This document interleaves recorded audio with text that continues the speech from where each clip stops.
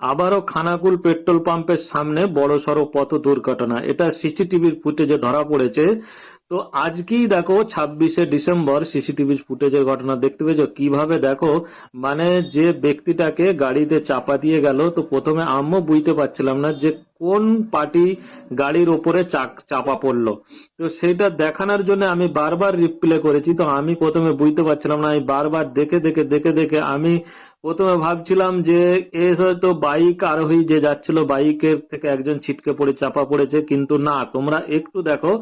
তো পাশ দিয়ে একজন রাস্তায় এফুট ওফুট হচ্ছিল, তো বাইকটা এসে তাকে মারলো, মারার পরে সে ছিটকে যে গাড়ির চার চাকা যে গাড়িটাই যে যাচ্ছে এই গাড়িটার চাকায় গিয়ে পড়ে গেল। তো এইটা কার দোষ? এই অ্যাক্সিডেন্টটার কারণে কার দোষ তোমরা একটু কমেন্টে জানাও।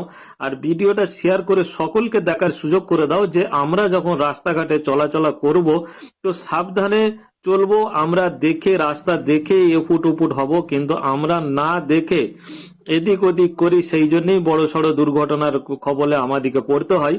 তো সকলে একটু ভিডিওটা শেয়ার করে সকলকে দেখার সুযোগ করে দিও, যে যেন আমরা সকলে সাবধানে